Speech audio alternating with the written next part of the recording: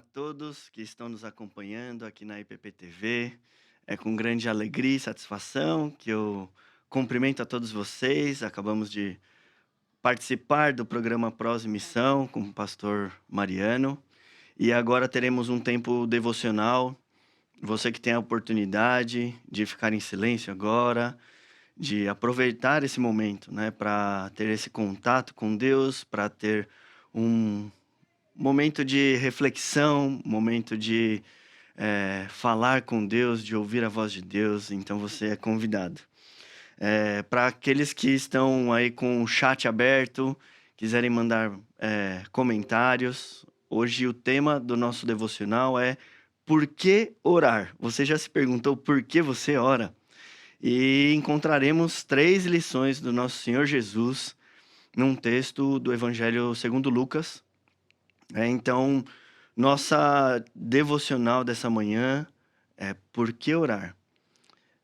Pode interagir comigo, eu estou aqui já no chat, com o chat aberto, então estou alerta aqui. Você que tem motivo de orações, né, algum motivo específico, pode também mandar pelo chat que estaremos aqui acompanhando.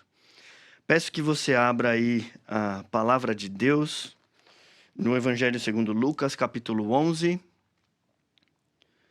Nossa devocional nessa manhã está dos versículos 5 até o versículo 13. Lucas 11, de 5 a 13.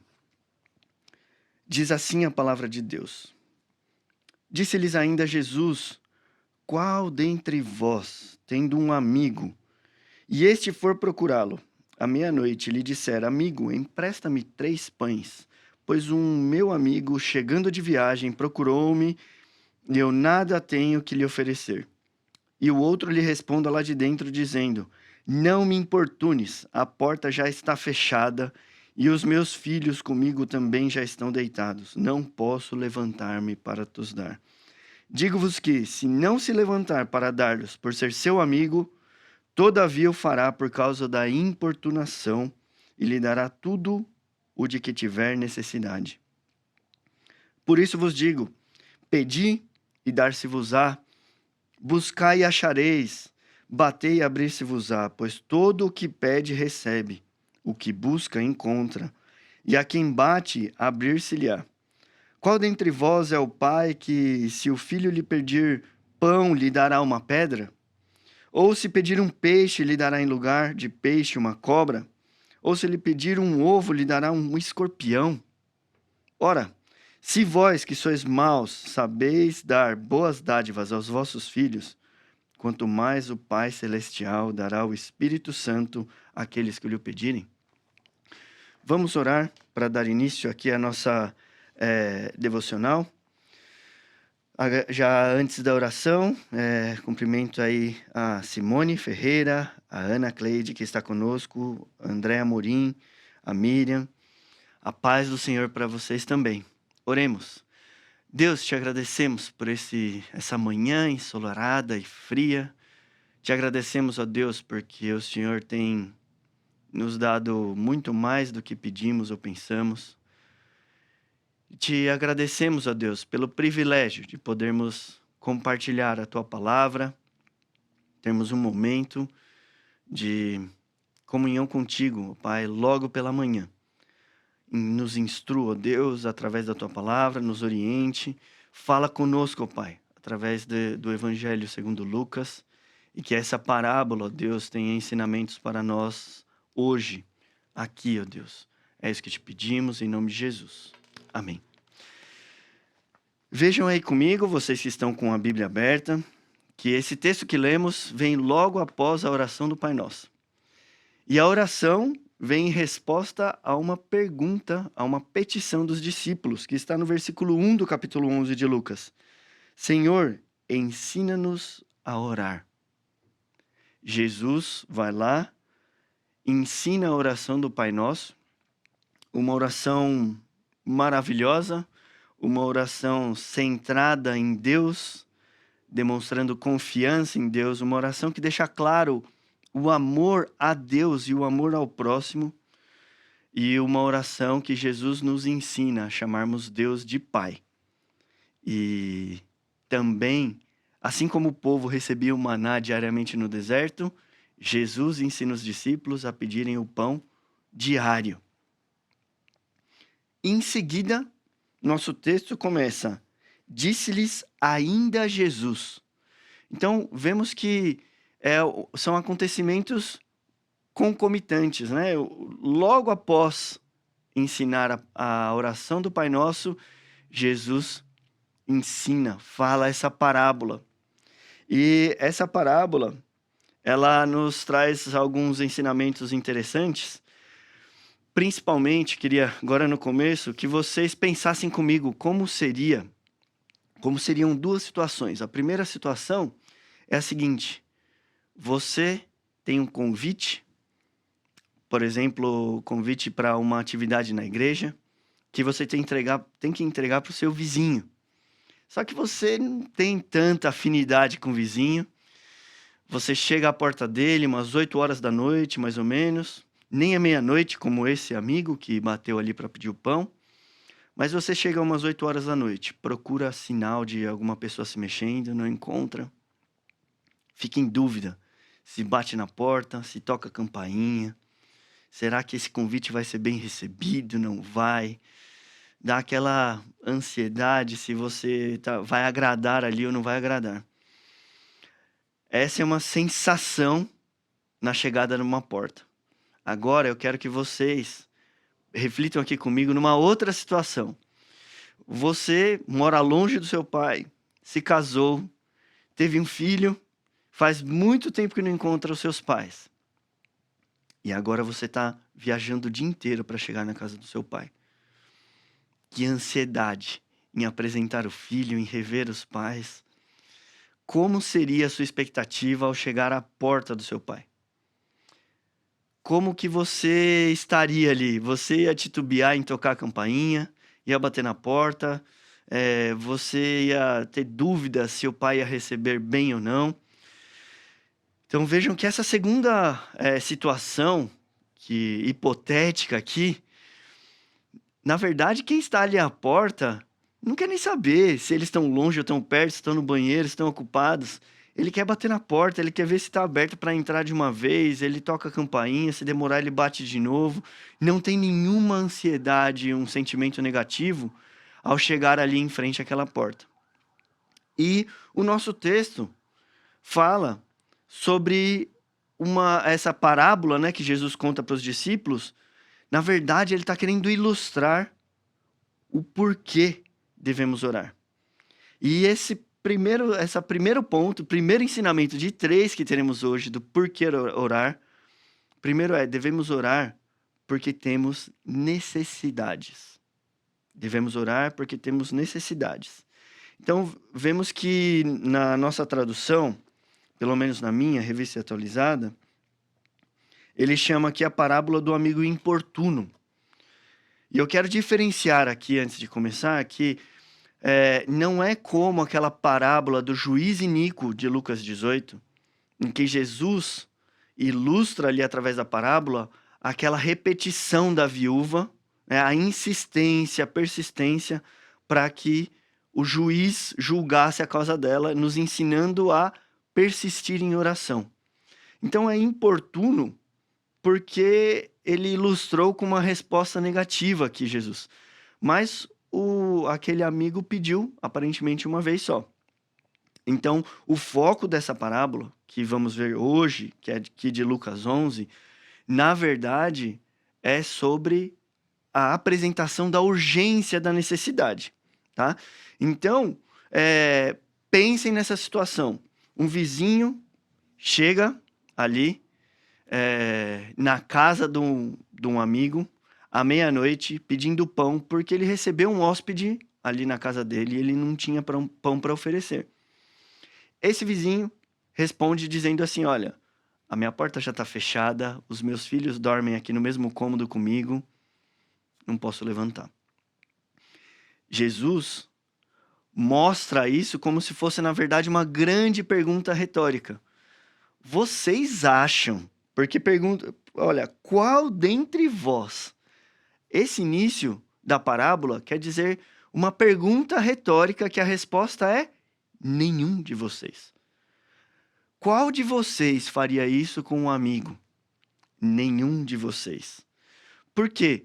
Naquela época, negar um pão a um amigo, a um vizinho, é a mesma coisa que negar suprimento a alguém da própria família. Em um vilarejo pequeno, o auxílio um do outro não era um favor simplesmente, era uma obrigação.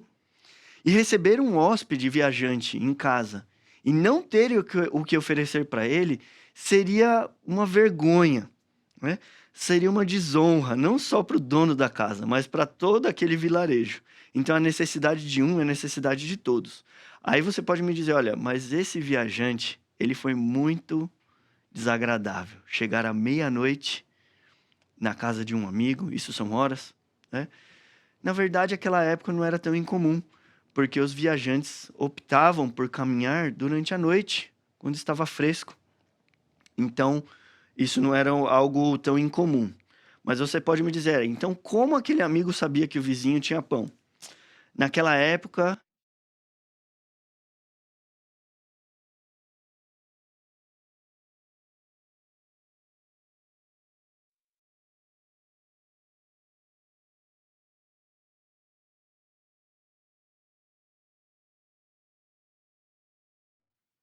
então esses três primeiros versículos são uma pergunta retórica que Jesus não responde assim, obviamente não.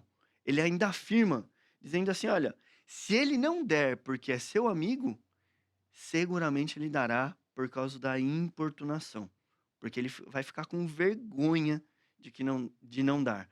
Então, esse que foi pedir ali no vizinho, ele não chegou tímido, não chegou pacato, sem saber direito se tocava, se apertava a campainha, né? Batia a sineta. Não, ele chegou confiante, na certeza de que ele seria atendido. Então, eh, Jesus não responde só afirmativamente que ele receberia, mas ele diz: olha, não daria só o pão, mas daria tudo o que ele tivesse necessidade. E aí eu pergunto: se um amigo terreno, com a certeza que seria ajudado, né, pelo outro, se achegou ali, eu quero saber de você. Imagine nós, né, com o nosso Pai Celestial. Nós não deveremos ter dúvidas de que Ele ouve as nossas orações, Ele ouve as nossas necessidades. E você sabe, Ele tem atendido as nossas necessidades. E aí, se você conhece o nosso Pai, que é muito mais generoso do que esse amigo ali da casa, por que será que você não tem orado tanto?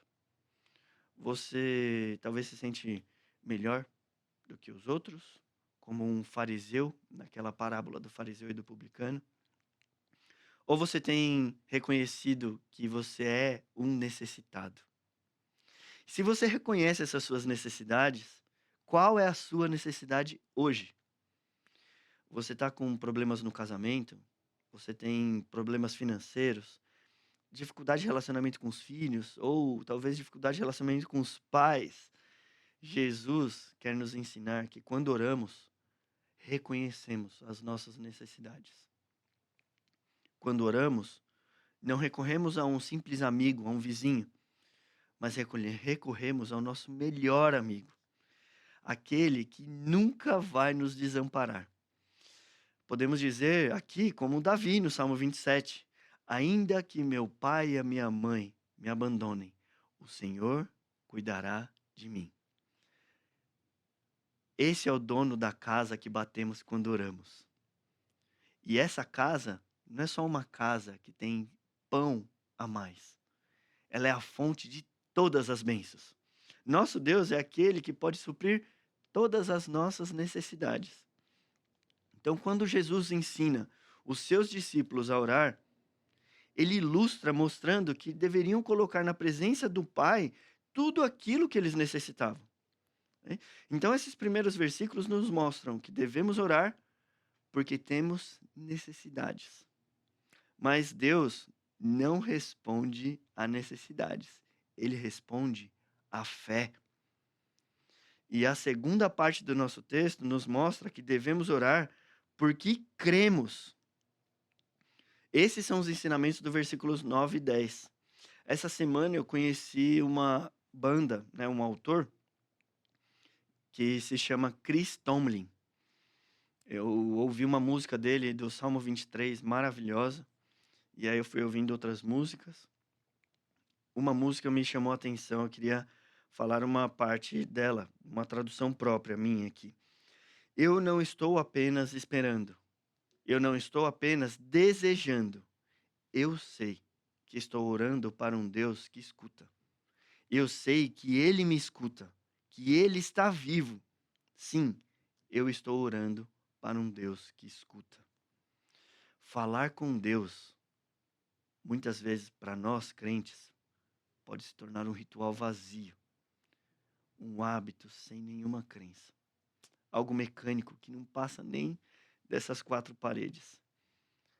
O que temos que lembrar nessa manhã é que quando falamos com Deus, não é um simples desejo do meu coração, não é um anseio, uma autorreflexão.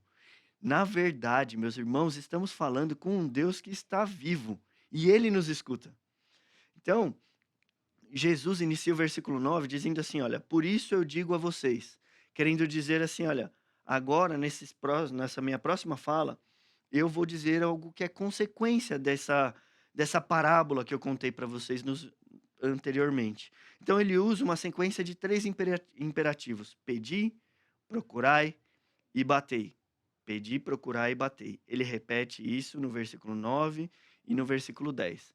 São imperativos que a gente pode até traduzir de forma condicional. Por exemplo, se vocês pedirem, vocês vão ser ouvidos. Se vocês buscarem, vocês encontrarão. Se vocês baterem, será aberto. Então são imperativos que têm uma condicional que acontece em seguida. E eles são um crescente.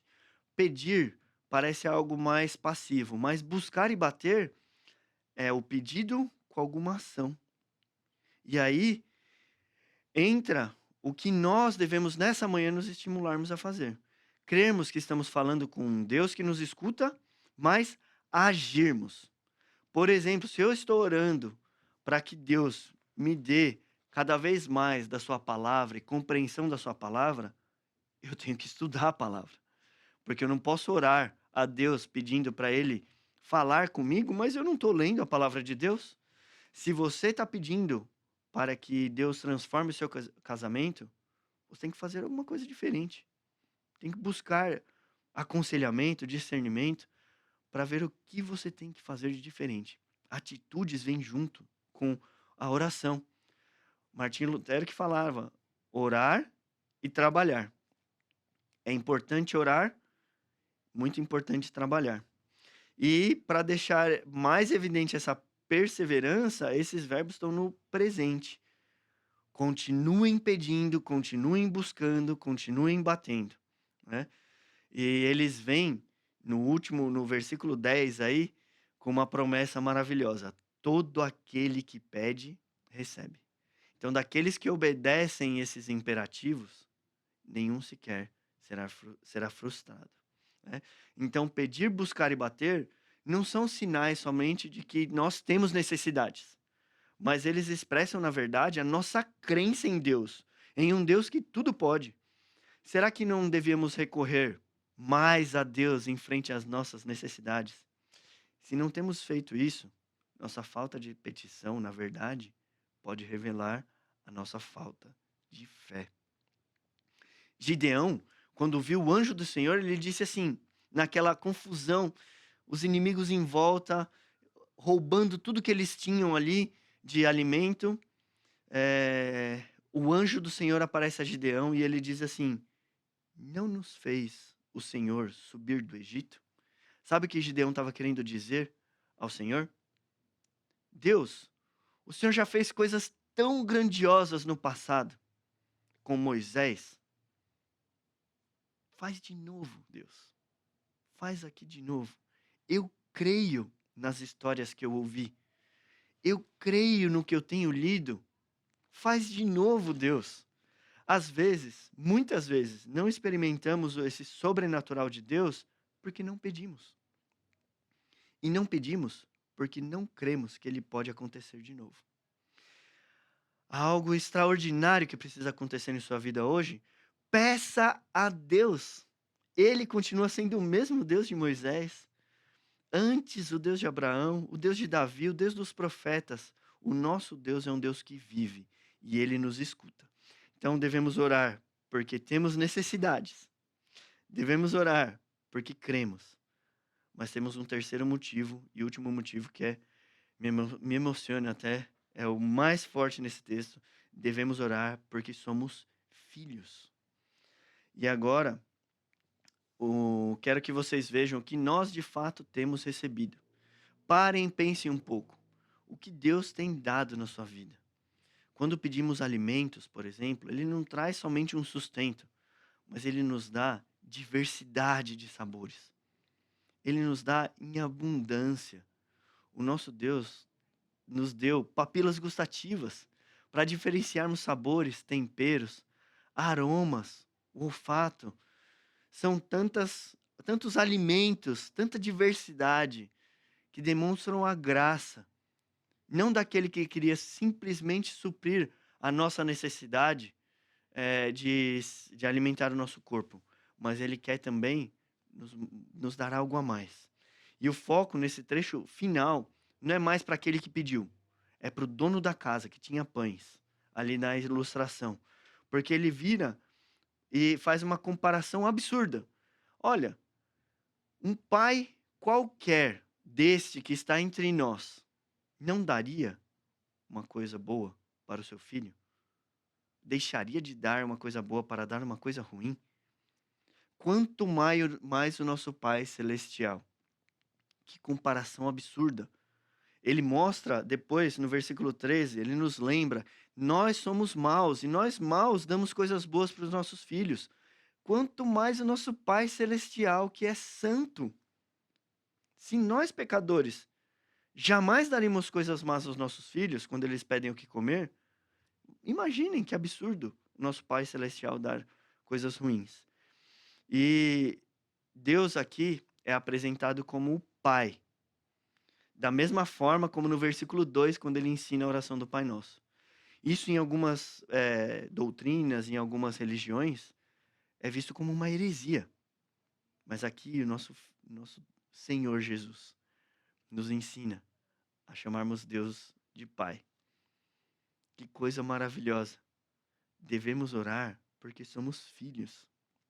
E nosso Pai Celestial, ele é benevolente, nos dá muito mais do que pedimos ou pensamos. Ao ouvir essa mensagem, eu posso ficar tentado a encontrar aquele desejo do meu coração, não adequado com a vontade de Deus. Dizer, bom, se eu pedir, então, o que o Rafael está falando é que se eu pedir, ele me dará. Se você pensou assim, meu irmão, você tem que rever a sua centralidade, a centralidade de Deus na sua vida. Jesus nos dá outro exemplo maravilhoso a respeito dessas petições.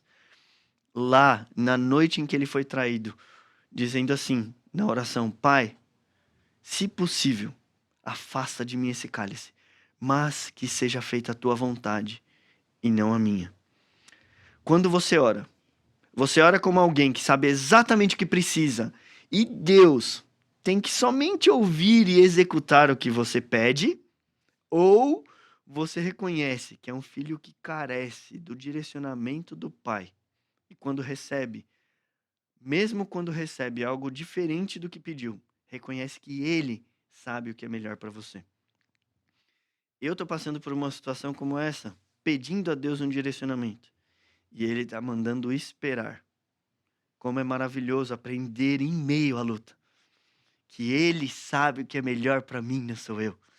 O plano que eu estou fazendo para mim, seguramente Deus tem algo melhor. O nosso coração faz planos, mas a resposta certa vem dos lábios do Senhor. Então, nós aprendemos com esses versículos. Por que devemos orar? Devemos orar porque temos necessidades. Devemos orar porque cremos, mas devemos orar também porque somos filhos de Deus.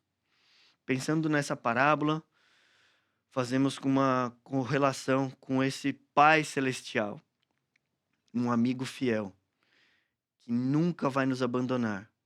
E não sei se vocês viram, essa chegada à meia-noite pode ter te incomodado, mas saiba, nosso Pai nunca, para o nosso Pai, nunca é um momento importuno. Nunca é meia-noite para o nosso Pai Celestial.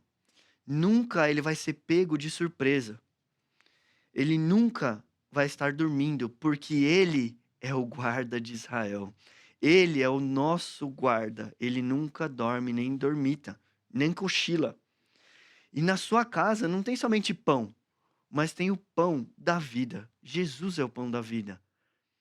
Quem comer desse pão jamais sentirá falta de mais nada.